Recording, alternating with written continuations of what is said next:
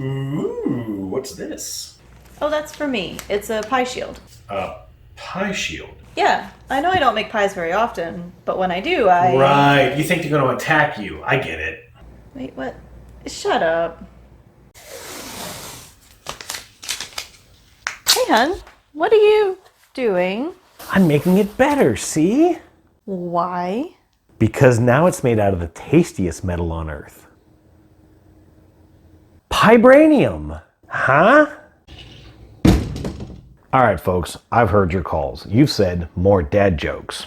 Check. And you've also been all over social media asking about different Marvel board games. Now maybe like me, you've been consuming MCU films at a breakneck pace, and you'd like the experience of an epic Marvel adventure on your own tabletop. So let me break down some of the more popular Marvel board games to help you decide which ones belong on your shelf. Splendor Marvel is a competitive, lightweight, abstract engine builder of sorts where you're collecting chips representing the 6 Infinity Stones, and using those chips to buy cards representing the superheroes, which will lessen the cost of future purchases. In theory, you're building a collection of Marvel superheroes strong enough to obtain the Infinity Gauntlet and win the game, but the theme here is basically art deep, as this is essentially just a reskinning of the classic Splendor board game.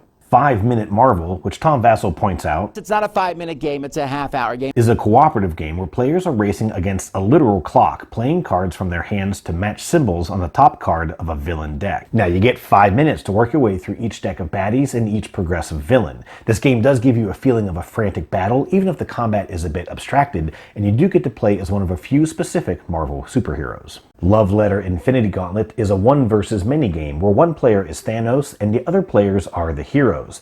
Both sides have a small deck of cards which they play against each other, trying to guess who has what in their hands in order to chip away at each other's health.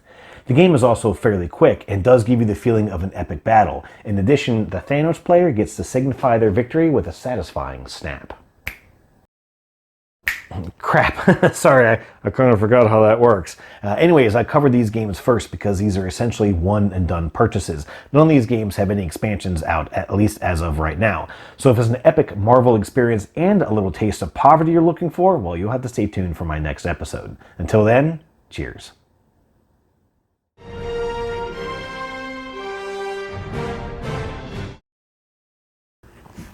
Alright folks, we've got a lot of Marvel games to review and no time for any jokes or gags today, so let's get right to it. Game number 1... Hey, hun. Hang on one second. Hey hun, what is it? Seriously? The door's right there. Well, I'm filming and clearly I'm trying to show off. Well, dinner's ready in 2 minutes. Okay, thanks. Alright, where were we? Marvel Legendary is the original Marvel deck building game. In it, players will build a varied deck of Marvel superheroes, which they'll use to knock out thugs, rescue bystanders, and fight a main villain. And if variety is the spice of your life, well, there are about 25 expansions out for this game, so you've got that going for you. Marvel United is a relatively light cooperative game from CMON. Come on? Yeah, it's Cash Money or Notes. Players play as a specific hero, but most of their actions are the same, and they'll use cards to move their miniatures across 6 different locations, fighting minions, rescuing citizens, and hopefully smacking down the main villain, each of which has their own victory conditions against the players.